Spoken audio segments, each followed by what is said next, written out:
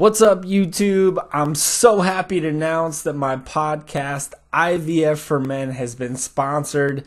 It was sponsored by CodeLotto.com. It's an app on your Google Play Store that you can go on and you could win things from a fidget spinner to a PlayStation 4. So I'm super happy that my message has reached so many people. Between Podomatic and podcast.com, I had over 130 downloads or listeners. So now I'm bringing it to YouTube with video. CodeLotto.com has been so kind to sponsor me and give me a clear video monitor. It's on its way. I know this video is probably not the greatest in the world, but that will be fixed. Thank you to Code Lotto for helping me out with that.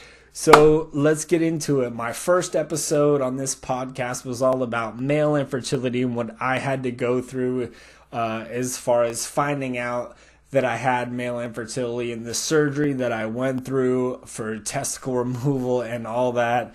And I'm so happy that I got a bunch of really good feedback from friends and family that had no idea what I went through and what me and my wife went through in our journey. So I left off in episode 1, starting with my journey to Washington State. So like I said in episode 1, I just got off the phone with my detailer. Like I said, I'm in the military, and they said, hey, in Washington, there is a infertility wing in a military hospital that you can go get help at. So that was it. I decided that that's where I needed to be stationed, and that really starts this episode in my journey to Washington to start the IVF process because of male infertility with my wife. So let's kick it off. So I kind of left off in saying that I got the phone call and I was ready to leave to Washington State. Like anyone knows that's in the military, they move at a snail's pace. So I was ready to leave one day. They told me I couldn't leave until another, and that's basically what happened. So my wife, if you've seen the video on this channel about my anniversary, happy anniversary, Kristen. We just had 7 years together. I love you. She left to Washington State in a house that we bought that we had never even seen yet. We had seen pictures and all that stuff, but we decided to move into a house that we had never even seen, that we bought basically over the phone from Groton, Connecticut to Washington State. So anyway, she goes ahead of me. She's about a week ahead of me. She starts the journey from Groton, Connecticut to Washington State with our dog in a car, fully packed out by herself. This woman is a fucking champ. So she goes, she starts, like I said, about a week ahead of me. She calls me every couple hours to let me know how it goes. I finally get the call saying, hey, you're good to transfer. Let us know when you get there. So my journey starts. And all I can say is that I want to get there so fast, to be with my wife and dog in a house that we had never seen. So I'm booking it. From door to door, it's about 3,000 miles. And I did 1,000 miles a day. I do not recommend that. It is not pleasant. But I did 1,000 miles a day, which turned out to be about 13 or 14 hours a day driving. I stayed in the cheapest hotels that I could find, which ended up being like Motel 6s and Motel 8s or whatever it is. You guys had a military rate, so I appreciate it. Thank you. It was only about $45 a night. So anyway, so I get to Washington. And we had about like 3 weeks left of my leave by the time I got here, because I got here so quickly to check into the submarine I was going to. I'm in the Navy. And start our IVF journey. So we get there. We move into the house that we had never seen. Thank you to our realtor. This house is beautiful. I love everything about it. So I check in, and about a month goes by before we can really like kind of settle in and start our IVF journey. So the first thing that needed to happen was I got a semen analysis from a local military hospital. And like I said in episode 1, getting a semen analysis is not fun.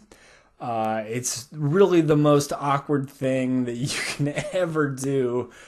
But I know a bunch of you that if you're watching this for male infertility, you've gone through it. So picture anything that you've really gone through for male infertility as far as the semen analysis go, and put that into a military setting with a bunch of people. So my first semen analysis in Washington State, one of the most awkward things, like I said in episode 1, that I've ever done. I walk into the military hospital. A very young girl, probably about 19 years old, hands me the semen analysis cup, and I have to go into a bathroom that's very, very, very, very public and do my business. So, like I said in episode 1, you have to walk out, hand the person your semen cup in a very public setting, and whatever. All right, story over. So that happens, and we get the results back, and they're not great, of course. Again, I think it was about 9.5 million parts per milliliter, which any of you know going through male infertility, that is not a great number. It's actually a horrible number considering the normal is between, I think it's 25 to 50 million parts per whatever. And my morphology wasn't great and all that. So we do the first semen analysis, and then we get referred to Madigan Air Force Base in, I think it's like Tacoma, Washington. And if anyone from Madigan Air Force Base, as far as medical staff, is watching this, you guys are awesome. Everything that we dealt with infertility from Madigan was top notch, state of the art, everything, and I would like to thank you guys. So our first kind of consultation with Madigan Air Force Base, which is just another hospital in Washington, a military hospital in Washington. We go in, they kind of give us the spiel, hey, this is the IVF program, and this is what it entails and all that. And so this is where a really interesting story begins. So they read my semen analysis, and they're like, hey, this really isn't great. It doesn't give you the best chances with my wife's age being a little bit older than I am and my age and all that. And I'm like, God damn it. Please give me some good news. That's all I want, is a little bit of good news. But they really couldn't give me that because of the situation I was in. So they read the thing and say, hey, this is an option for you. IUI or IVF is an option for you. So at the time, they were like, hey, we need one more semen sample from you. I'm like, oh, fine. So I go and I do the same thing, and they give me the options, and they're like, hey, you know what? IUI really isn't an option for you. It's IVF for pretty much nothing. And they said, so IVF, in vitro fertilization, for any of you who don't know, in the civilian world, it's expensive. It is so much money. I don't know if I mentioned this in episode 1, but in vitro fertilization, it kind of makes you, I know there's been studies about how much it costs to raise a kid in society from 0 to 18, and it was like $500,000 or some astronomical number that you can barely really comprehend. But IVF really makes you pay, like in the civilian world, $20,000 up front, and that's just for a chance. That's not even saying, hey, $20,000 and here's your baby, it's gonna be 100%. That's not even really doing that. In the civilian world, it's $20,000 for a chance. And it's not 100%. And given the female's age and all that, it might not even be 20%. So, having learned all that, I was like, God damn it, this is, I don't know if I really want to deal with this pressure. It's a lot of money and all that. And when we got the call saying that IVF was our only option, they gave us the kind of the military spiel about what IVF incurred, and here's the price, and here's all this. All right, so any of you people going through IVF, I know seeing that first number is like, shit, that's a lot of money. And that's exactly what me and my wife thought. I know, like I said, in the civilian world, it's like 18, 19, 20 grand. So for the military, through Madigan, through our medical benefits, it was about $8,500, which is a huge cut from the civilian world, but that's still a whole lot of money. So being where I am in the military as far as my rank goes, and knowing how much money we make and how much that would cost, I was like, so you're telling me IVF is the only option that we have, which is not 100%, which still costs, $8,500. I'm screwed. I thought when I got that call, me and my wife were, I think we were in the car when I got that call. And I was devastated because I knew right then that we didn't have that money to spare. We didn't have that kind of money saved up. We were not prepared for this. And so I was really kind of deflated. And I know my wife was super deflated, and it just wasn't a great deal. We had moved out to Washington State, where I am now, for a reason to go with IVF and Madigan Air Force Base as far as infertility goes. And now that was looking like it was a super far shot. Like we couldn't achieve it. So about that time, I got a call from my mom.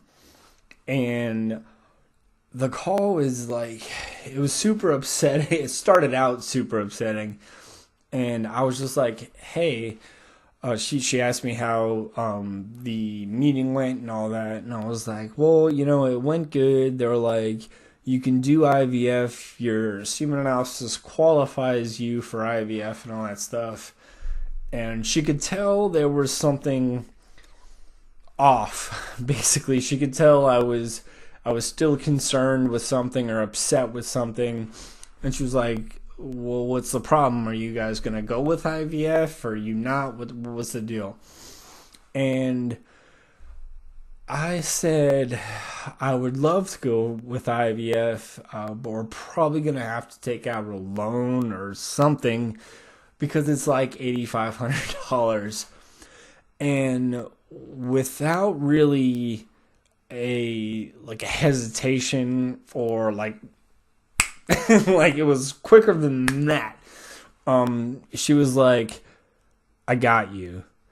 And until that point in my life, I didn't really understand that kind of, I want to say that kind of love almost. I was taken aback. I almost immediately started crying. And my wife, we were sitting in the car, I think we were going grocery shopping, and my wife's like, what's the matter with you? And I kind of take the phone away from my head and was like, she just said she would gift us the money for IVF. And she immediately started crying. And I don't know if any of you out there have been given a gift like that before, but it's almost surreal. when you realize the kind of care or connection or love that you can get from somebody else, it's just amazing. And keep like, well, by the time I caught my breath to kind of say thank you, she said, and I'll never forget these words. She said, "If I have the ability or resources to help you, I always will." And that again, just hearing those words from my mother just made me, it made me cry. I think I had to hand the phone to my wife because I didn't realize that that was even a thing. I didn't know that emotional care or that motherly love existed until that point.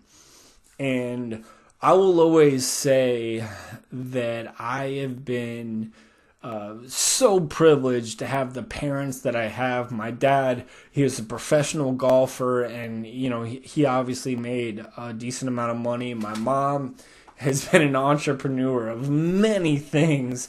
She was also basically an Olympic athlete in cycling.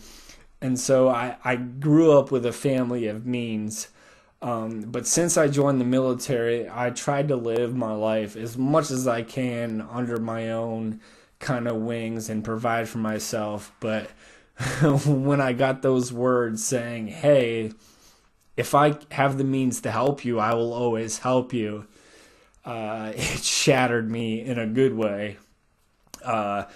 Mom, if you're listening to this, I can never thank you. I can never thank you enough. I know if I ever had enough money to pay you back, you'd probably never accept it. But thank you. My wife thanks you. We love you. Thank you.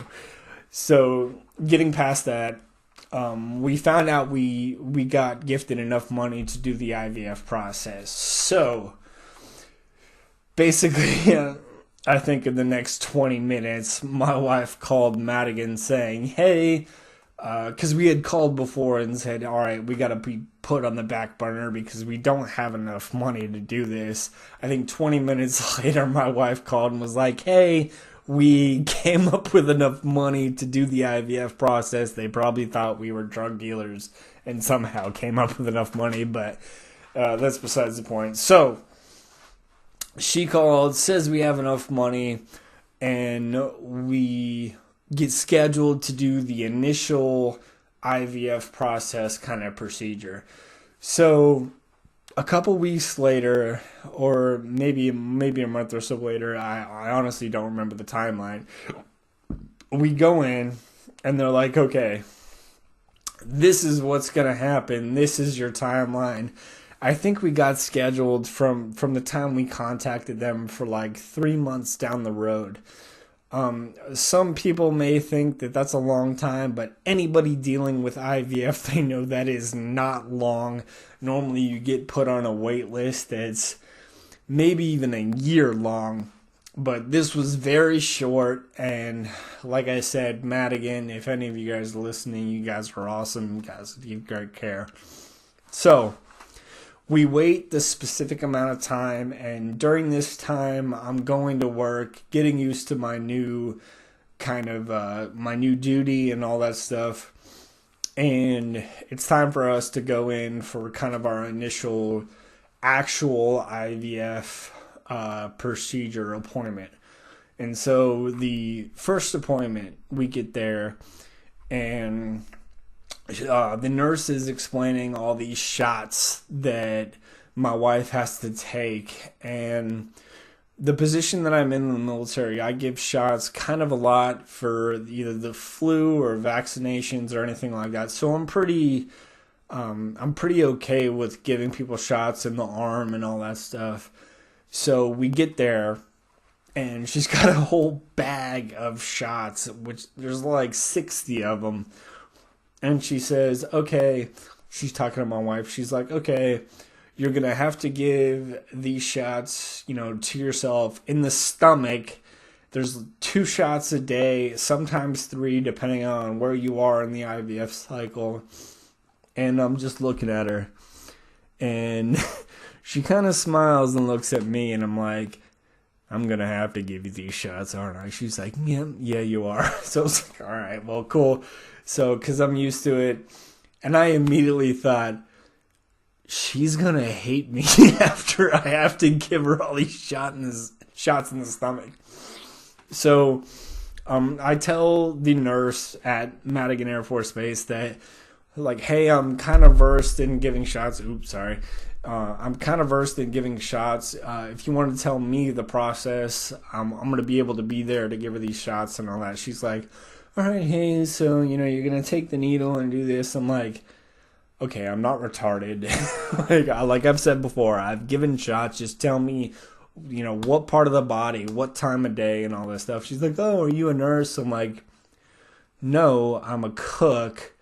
And that threw her off. She's like, if you're a cook, why do you know how to go? I'm like, don't worry about it. Just let me know what to do and I'll give her the shots. So she lets me know what to do.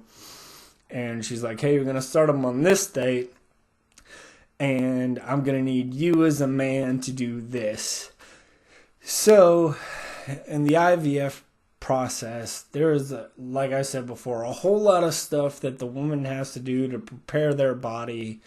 There's not a whole lot, like, physically that the man has to do to get ready. They might tell you hey, you need to be a little bit more healthy, or, you're going to have to provide a semen sample on this date to do the transfer for this. We'll get into that in a little bit. But, all that. They don't tell you that, hey, be prepared to give your wife 2 shots in the stomach a day for almost a month. And probably have her hate you because you're giving her the shots the wrong way or making them hurt.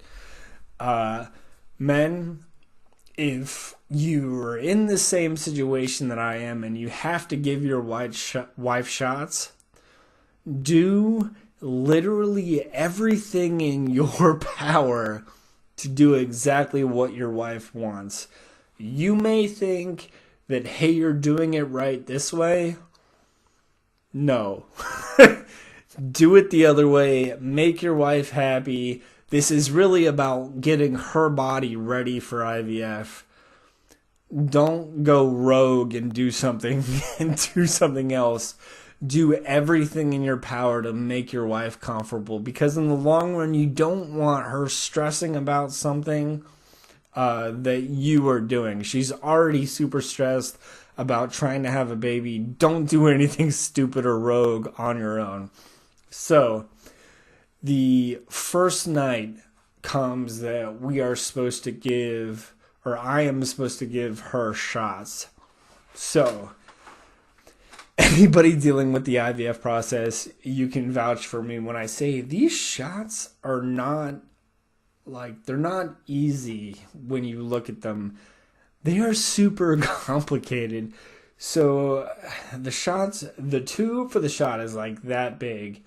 Don't worry, the needle is not that big, but the tube that they come in is like that big. And so I take the first shot out, and, she's getting the camera ready because she wants to record it. And I'm like trying to look at the instructions for how to set this needle up. And it's nothing like I'd ever seen before. So it's like a pen. It almost looks like an EpiPen if you've ever seen one. And it's like this long, and there's a little knob at the end that you can turn to put milliliters, or I think that's the measurement volume. So you turn it, and it injects liquid into the syringe that really is only about that long, the tube of the syringe, and the needle is really only about that long. So you have to twist it to a certain milliliter volume, take the cap off, put the needle on, draw, well, actually, no, that one you don't draw, but and then twist it, clean the area, and then you can inject the shot. So, if you have never given your wife or significant other, or anybody for that matter, a shot, it's kind of nerve-wracking. I know in my line of work, I've given literally hundreds of other men shots, and you're not really worried about it because you're like, hey, we're men. It might hurt a little bit, but they're going to deal with it and all that. I was not mentally ready to give my wife a shot that I knew was going to hurt because it was literally in her stomach. If you were to take your navel and go about 2 inches to the right or left and poke in, that's where I was giving her these shots. So the first night, she's got the camera ready, and I'm nervous sitting there with the needle or the pen that looks like a needle and, shaking a little bit. I'm sure she fucking loved that. And I cleaned the area off on her stomach, and I've got the needle just about like this because I wanted to push in with this finger. And so I'm holding my hand to keep from shaking, and I rub it off, and I go in all the way, and she happens to have like rhino skin. So the needle goes in about a centimeter, and I'm like, and I force it in, and I could tell. I look at her, and she's kind of got that wincing face on, and I'm like, I am so sorry. And so I put the needle in, and I try to do it with my index finger, and it's not that easy. So I have to grab the syringe with this hand, which I didn't have on it before, and grab it again with this hand and push in with my thumb. And it's hard. It's hard because these were sitting in the refrigerator, which makes the liquid in the syringe kind of like syrup. And if you ever given a shot like that, the plunger is not an easy kind of thing to push in. So I have to kind of like go in and jam it with my thumb, and then it finally goes and I take it out. And I look at her, I'm like, please don't hate me. There's another shot I still have to give you. And she is a trooper about it. I think in a woman's mind, if it's something that she knows that needs to happen, it makes it better, if that makes any sense. I know, guys, if I think about like if I'm gonna go to the dentist or something and I know it's gonna hurt, but I need it for some reason, it kind of makes it okay. I think that's kind of what she was going through with this needle. So she does it like a champ. I'm like, all right, well, I'm going to get another shot ready. And so this one is completely different. There's no little knob at the end. The syringe is only like that big, and the needle, like the other one, is only about that big. But this one you have to draw. And I'm used to sticking a needle into a medicine bottle like that and drawing it out and then giving someone a shot. It's not like that. You have to put a different cap on it. You have to bring it in, turn it upside down, pull it, and all that. If you're giving your wife a shot like this, read all of the directions. If you've given shots before, if you're a doctor, or if in your line of work you've done shots before, it's not the same. Read the directions. So I had to literally put the needle down that I was trying to kind of get the cap on and all that. Set it down and say, all right, hold on. I'm sorry. I know she was like ready to get it, but I have to read the directions again. So I did it. And so, like I said, that one was about this big. And so this one was a lot easier to give. You have to give it in the same kind of area next to the navel, about 2 inches away on either side. And so this one I was able to kind of go in, plunge it, take it out. It really took about probably 4 seconds for the whole duration of the shot. And I can tell she didn't like this one. Maybe because the viscosity, I don't know if I'm using that word right, but the viscosity of the liquid going in probably didn't feel good, all that stuff. I don't blame her. However, she took it like a champ. So that goes on for like a week. I'm giving her these 2 shots in her stomach every night, and it's at the same time. I think it was like 7:30 every single night for like a week. And then I messed up. So I'm getting the needle ready like I normally do. I give her the shot, but instead of kind of getting the shot in and pushing it all the way down to the hilt of the needle and pressing the plunger, I went in probably like a centimeter, and she jumps back, and I I wasn't sure how to react because in the hundreds of shots that I've given in the military, no one's ever really done that before. So she's incredibly mad at me, and I'm like, I'm so sorry. I know this is kind of new, and I had all the excuses in the world. It doesn't matter. She was mad. But at the same time, these shots need to happen at a certain time of night, at a certain periodicity. And so I was like, look, I'm super sorry. You could be mad at me later, but we need to do this. So, like a champ, she was like, I'm still mad at you, but I want you to give me this shot. So I cleaned her off. I gave her the shot. I put it down. I gave her the other shot. And she was mad at me for a while. Guys, if you're going through this with your wife, you're probably going to mess up giving their shots at least once. Just know that she is dealing with so much more stress than you are. Just say you're sorry and take your hits as you can and move on. So this happened after that night. That was the only screw up I ever had. And I know, Kristen, if you're watching this, that was the only screw up I had. I know you're mad at me for that one. I'm sorry. But so we move on. And about 3 weeks later, after giving her these shots every day, we come to the extraction part of the IVF process. That's where they take good eggs from the women and a semen from the man, put them in the petri dish, and I'll talk about a little bit after I get through this part of the story with what they do with those two things. So the day comes in where it's time for us to do the extraction. So, men, what you need to do at this procedure is you masturbate into a cup, and they take that cup, and the female, they put her under local anesthetic. They put her to sleep, and they extract eggs from her.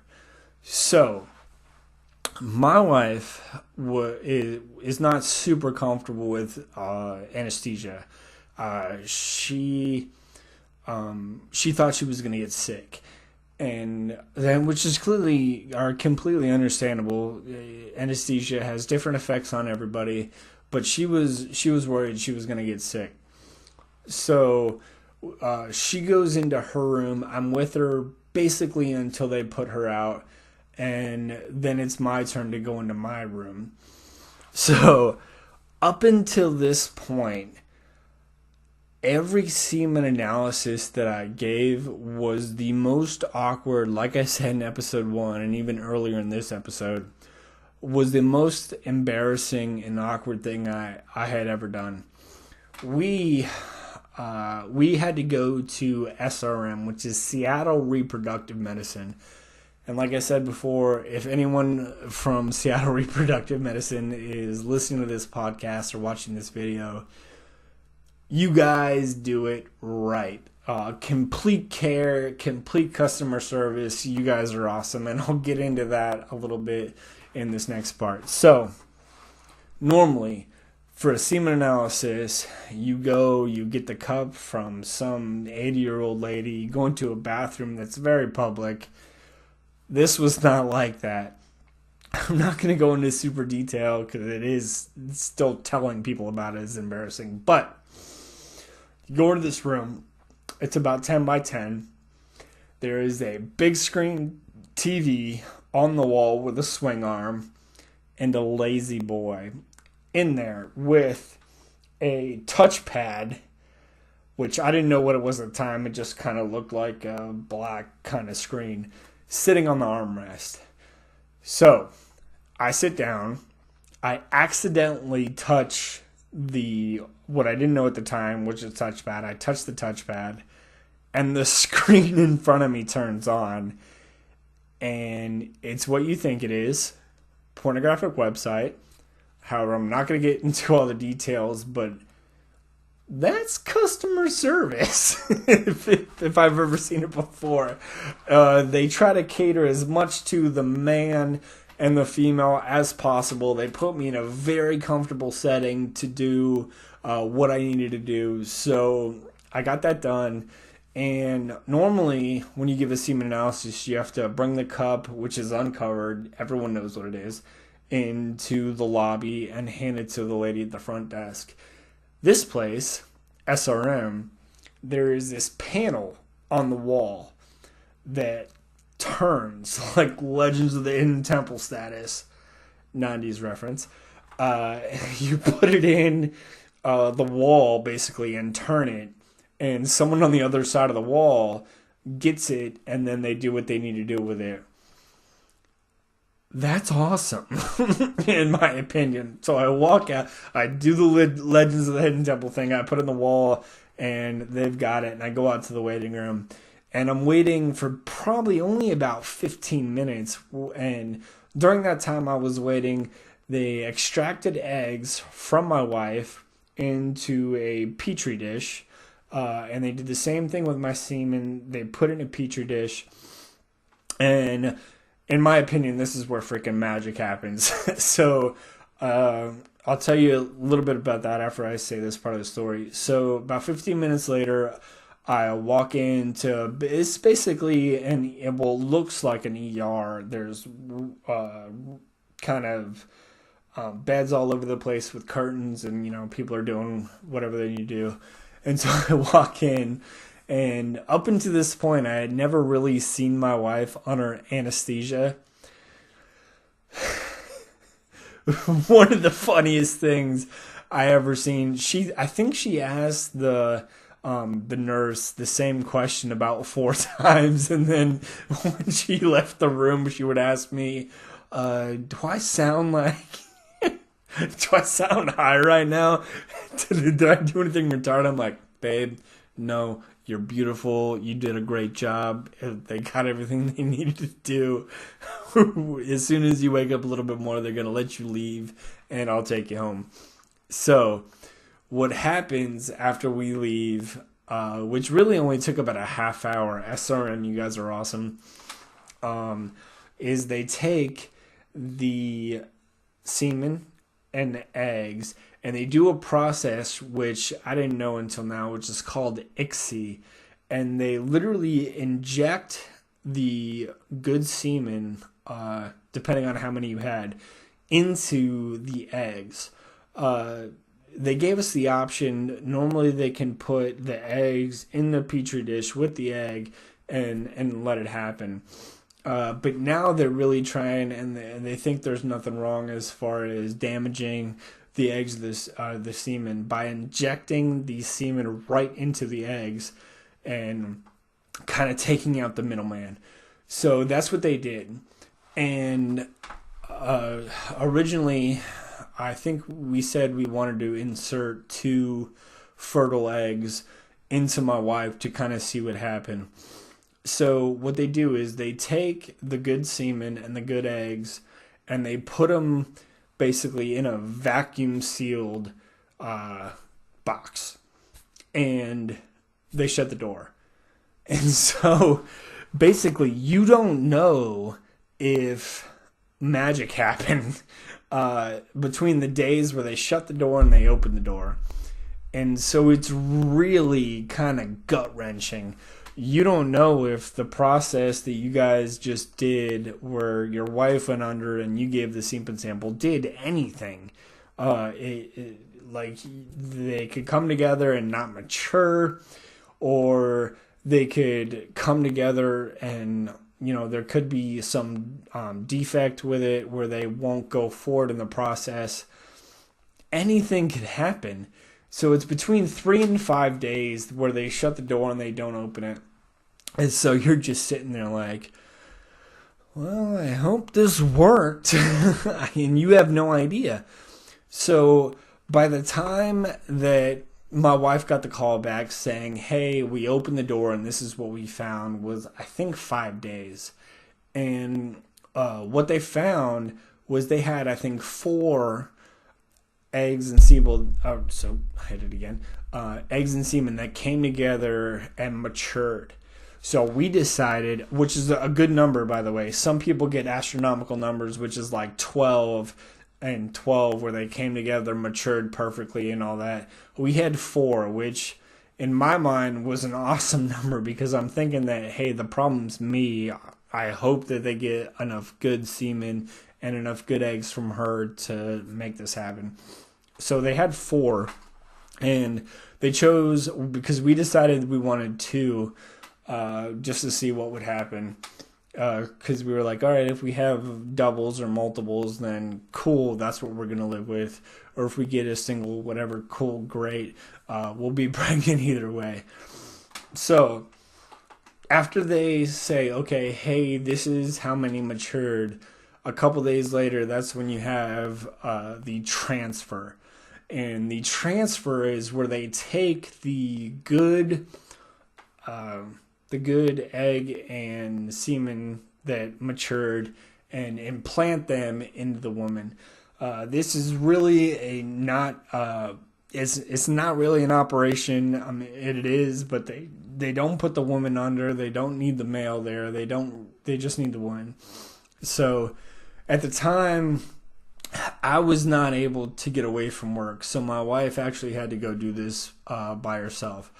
And she made the call. We talked about this a couple days beforehand, and I was like, if there's two, I think we should put two in. And she agreed with me, so they're like, all right, we're gonna put two in. So a couple days later, I think it was like a day later, they were like, all right, transfer is this date, and this is the process. So she went and got the transfer done. And at that point, technically, she's pregnant. But only to a certain extent. So I know that's weird in how it sounds, but that's kind of the reality. So she's pregnant, but you don't know if it's going to hold. And to any woman and any man that really cares about this process, it's nerve-wracking.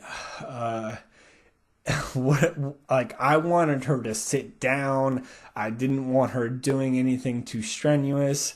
Even the doctor said, hey, go about your life how it would normally be. I was like, after everything we've been through, I just wanted her to sit down, and hopefully this procedure works and it does what it needs to do. So at the time, I was getting ready to leave on basically a small deployment that was only like 35, 40 days long.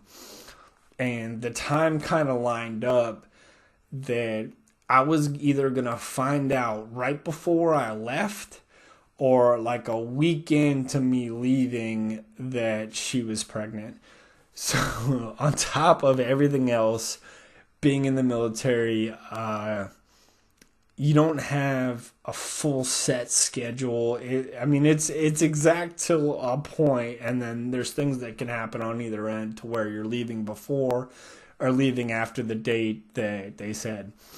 So I think we got delayed by a couple days, and like I think it was the day before I was due to leave, she took a pregnancy test. And it came up positive.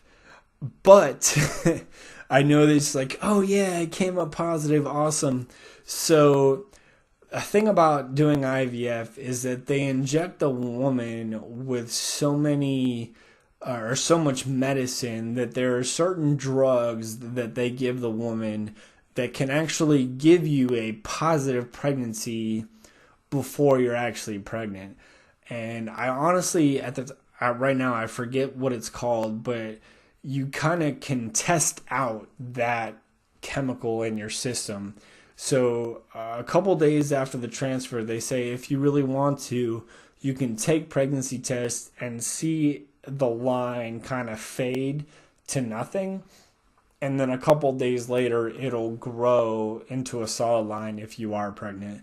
So we decided that we were kind of gonna do that and kind of not. It's kind of nerve-wracking because if you see a pregnant or a pregnancy line that, like, on a pregnancy test, if you're pregnant, it's like a party. But I wasn't sure that I wanted to see that and then have it fade and go away and then never come back again. For people that are going through IVF because of female or male infertility, like, the last thing you want to see is good news that you're pregnant or things are going in the right direction, and then heartbreak bad news. So I was kind of on the fence. I think my wife was kind of doing it anyway, but that's besides the point. So I think the day before I leave, or it might have been 2 days before I leave, she gets a positive pregnancy test that she shows me. And I'm super excited. I'm like, yes, this is awesome. But in the back of my mind, unfortunately, I was still skeptical, to where I was like, well, is this a real pregnancy, or is this still the hormones in your system that they injected you with and it still hasn't gotten out of your system? So I kind of left in that gray area, which is really the in-between time about showing a positive pregnancy that's real and showing a positive pregnancy that was because of the hormones. So I don't know if I said this before, but I'm on a submarine. We don't get the best reception for emails. There is no internet. There is no phone. Basically, you could not get word from your spouse, significant other, or your family for weeks at a time. So the first couple days, I was able to get emails, and I was just asking her how she was doing and, how's this going and all that. And she was like, I'm fine, we're doing this and doing that, doing this and that. But there was no really like, hey, I'm pregnant, hey, I'm not. So I was kind of in limbo for really about a week and a half, 2 weeks.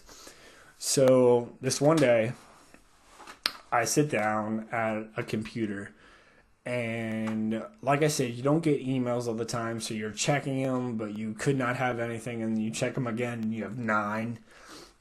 So I sit down to check my email, and I get this, I think the heading just said babe, because that's what we call each other. Hey babe, what do you want? All this stuff. Nothing that says, hey Lonnie, or she probably called me Lonnie a handful of times since we've been pregnant. It's always babe, sweetheart, whatever, pet name. And the first line of this email said, and I'll never forget when I was reading it, because I had some friends over and, kind of next to me, and I'm just sitting next to the computer, and I'm sitting there, looking at my email, and the first line of this email said, in April of 2019, you're going to be a dad. And this was probably it was easily the best email I've ever gotten while I was deployed, but the best news I've ever gotten, period. And I was so happy, and I was just so amazed. I didn't have words to describe how I felt. I was just so happy. And I read the rest of the email, and she said she's this far along, and this is this is what's going on. She's gonna go to this appointments and all this stuff, and I was just so happy. I didn't know what to do, and so without getting into a whole lot of details, there's people that read your emails normally before you get them, just to check if you're basically giving out okay information. And one of the persons that do that came up to me and was just like, this was a couple hours later, and was just like, hey, how you doing? And I was like, good. Because I didn't know, like I wasn't really telling anybody yet. And he was like, did you get a good email? And I was like, yeah. I mean, he already knew, he read the email. So he's like, congratulations and all this stuff. And he was really the first person that said congratulations to me. And it felt so good emotionally. It was like I won the lottery, basically, which I did. I won the IVF lottery the first time it took. And like, which is, I don't know the statistics, but for females over a certain age or at a certain age for IVF to work the first time, but in my mind it was 1 in a million, and I was that 1 in a million at that point. So I was above the moon. I told once he said that he knew, I went and told my boss, and congratulations all around. The only shitty part about her, and this is literally the only thing that was bad about her being pregnant and me being gone, was that I still had, like, I think 3 weeks left before I got home. And I knew between when I got that email and when I got home, we weren't going to be getting a lot of email. So basically the next 3 weeks I was sending an email every day and not getting anything back, which was horrible because, if you're pregnant, anything can happen. And I was just dreading hearing any sort of bad news. But that never came. I kept getting good emails and good information and everything. And when I got home and I saw her for the first time, guys, when you see your wife for the first time after knowing that she's pregnant, I mean, there's no words. You just feel different as a human. You feel happiness, you feel scared, you feel, I don't know, like a new light has came over your life somehow. I'm not religious in any sort of the means, but it's like something from above has came down and given you this amazing gift, and you'll do anything in your power to protect it. So I know I got a little over the top, but anyway. So I get home and over the top happy, good news all around. Like, it's just basically a big party in my head that I was able to produce something that worked as far as a semen count that could go with eggs that she had. And I was just happy that it worked. And in the back of my mind, I always thought that this was only possible because a gift that one person gave to another. And I will say it so many times, until this point, I didn't know that kind of connection and that kind of gift could ever be given to another human. And it happened. Not only did it happen, but that gift actually worked. So again, over the moon happy, and thank you. You know who you are. Thank you very much for giving this. You changed me and my wife's life forever, essentially. And so after all that, there's doctor's appointments, there's ultrasounds, and there's everything. So the first ultrasound that me and my wife got to go to was not a pleasant one. So, and women who are pregnant know that there are so many, and even men that have been with a woman that's been pregnant, there's so many things that can go wrong that it really outweighs the things that can go right, unfortunately. And we went into a kind of consultation, which was like a first session that you have with an ultrasound person. And after that, it wasn't an ultrasound. It was just really like kind of a meet and greet you have with the doctor. And after that ultrasound, we go to the car and we sit in the car, and she kind of grabs her stomach, and I look at her and she's like, "Oh man, what the?" And so she kind of gets out of the car and she's like, "We need to go back inside." And I was like, "What happened?" And she's like, "I'm bleeding." And my heart sunk like so quickly. I panicked. I didn't know what to do. But the only thing I knew what to do was to try to get her whatever she needed right then. Just because the kind of that thing in like the military mindset, you run towards the problem and you're calm.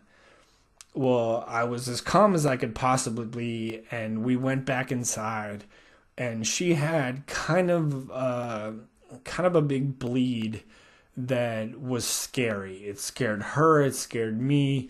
The nurse didn't know what to do, and so we're in the ER of this hospital for what seemed like forever. It was probably a good 3 or 4 hours. And we had the ultrasound, and if you've ever been to an ultrasound, they can only tell you so much, I think, legally. They can't really tell you, "Hey, this is a problem," or "Hey, you're fine."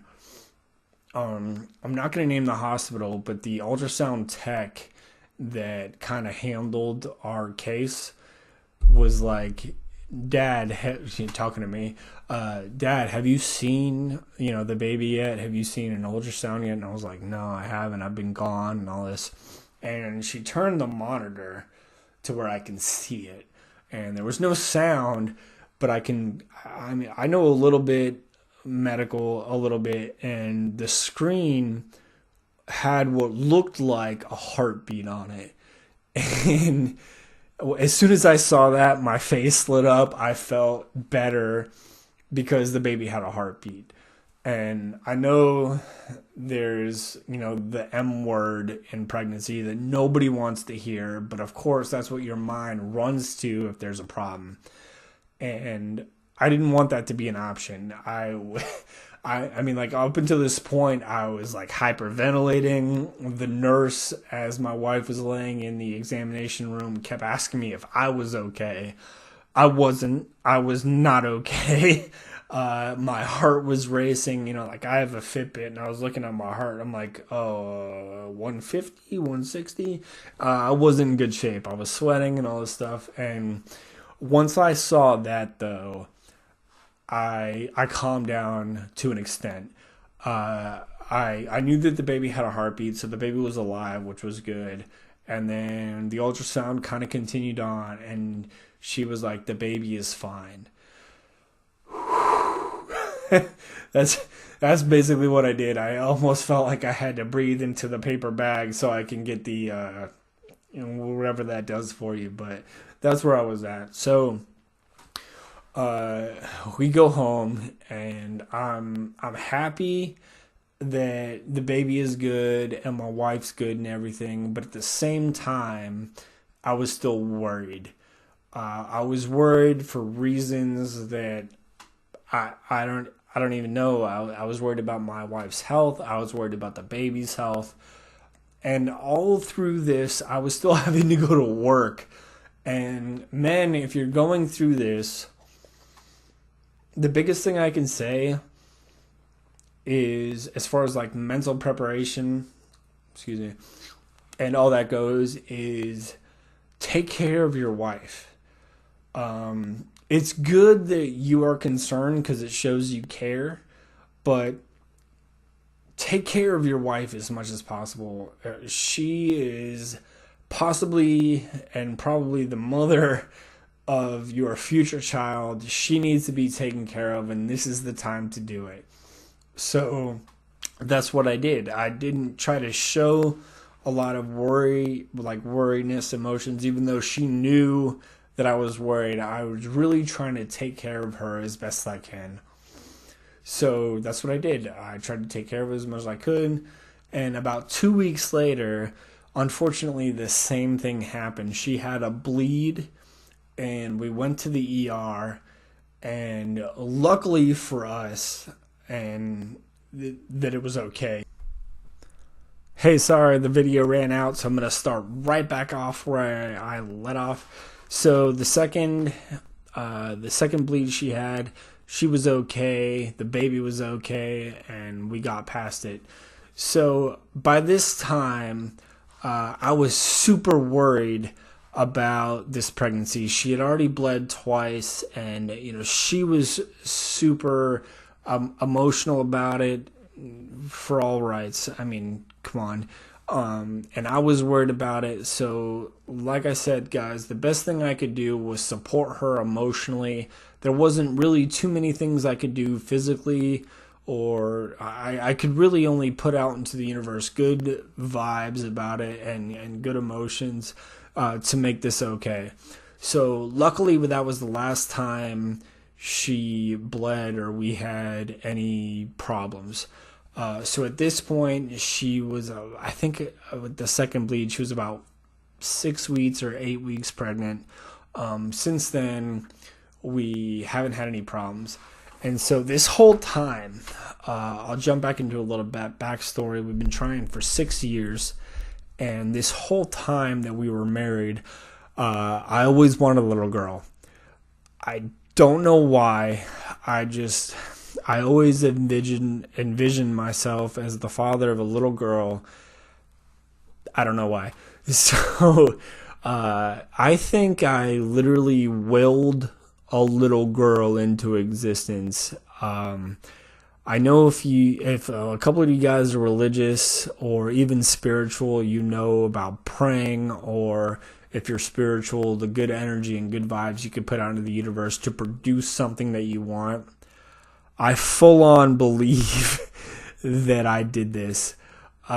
So I got a little bit ahead of myself. The way I found out we were having a little girl is that at the time during the pregnancy, you can kind of tell, or an ultrasound can tell if it's a little girl or a little boy.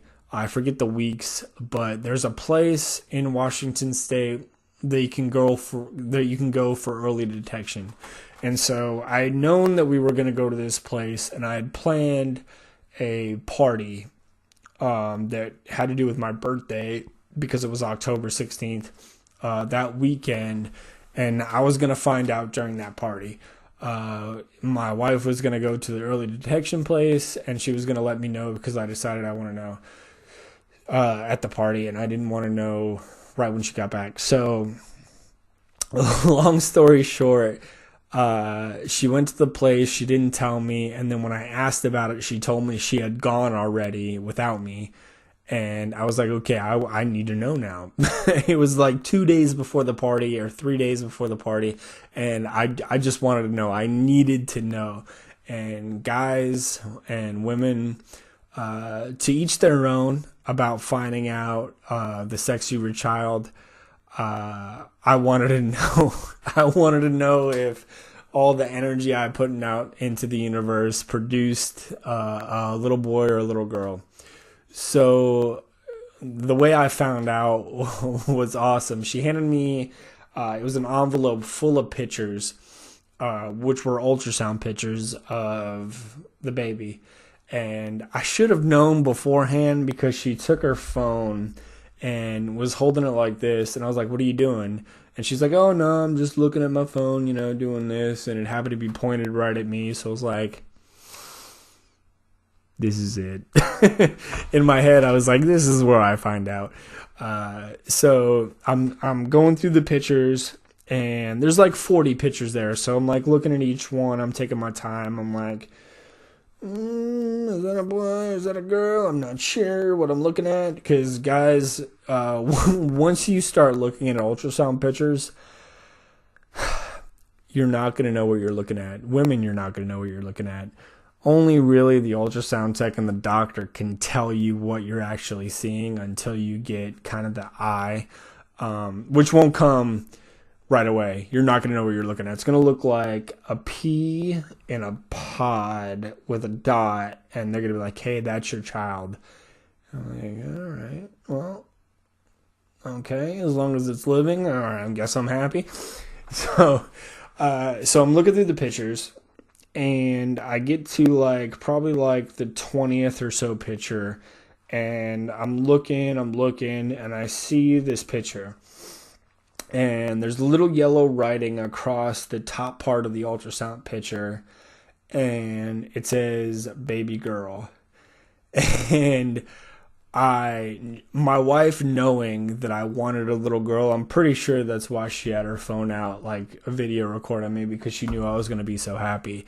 So I immediately start tearing up because I see little girl, and I'm so happy because the last 6.5 years that we were going through male infertility and recently the IVF procedure had given me and my wife what we hoped for, a healthy child that happened to be a girl, which what I was wanting the whole time. So I was above the moon happy. Like I said, I was tearing up. Sorry, I'm looking at the screen that just blacked out. Turn back on. Come on. Turn back on. I'll try and edit this part out if I can. I'm sorry. I'm not computer illiterate.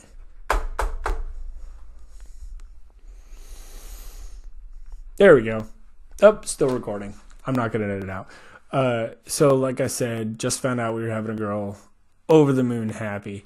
And so I find out that we're having a girl, which is what I've wanted for the past 7 years.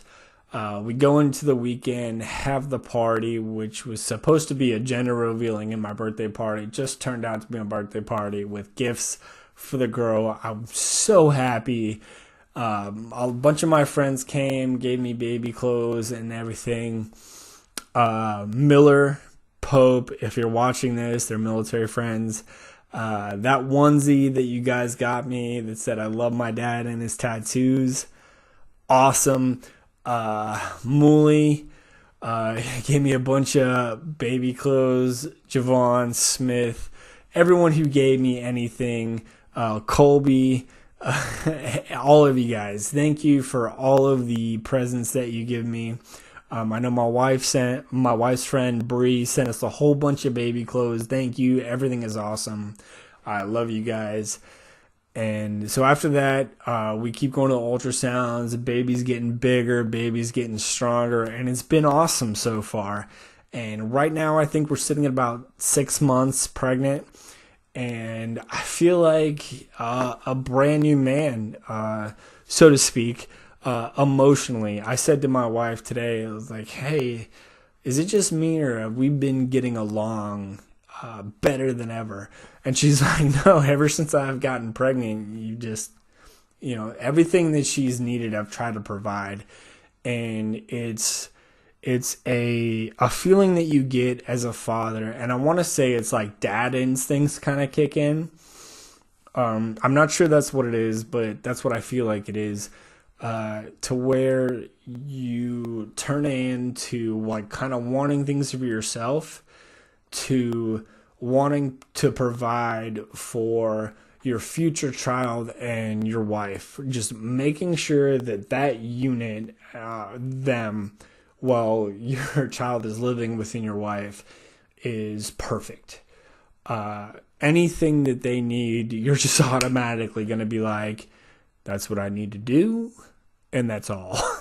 So on top of going to work every day, depending on what your speciality is and whatever you do on a day-to-day basis, it kind of, I don't want to say it falls by the wayside, but it's not going to take up all of the the amount of work that it took before, it's not going to take up all your interest anymore. You're going to be solely interested in your wife and future child. So I'm just putting that out there. If your boss or anyone tells you that, hey, you're still working, but you're kind of, you don't look as intrigued in your work as before, that's why. You have a baby on the way, and that's all your mind is in right now. So, having said that, I'm going to end episode 2 at the 6-month mark from me and my wife being pregnant.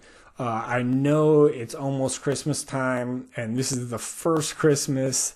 It's the first and last Christmas. It's the last Christmas that me and my wife are going to get to spend together, where it's just me and her. But on the flip side, it's the first Christmas that we are spending together as future parents. So it means all that much. I am going to put a link down below for anyone to email me about any questions they may have about the IVF process or what I've gone through male infertility. I will also put a link down below for Code Lotto, the sponsor of this podcast. Like I said before, thank you guys for sponsoring this podcast and helping me get the word out about the IVF process as far as the male side goes and my story.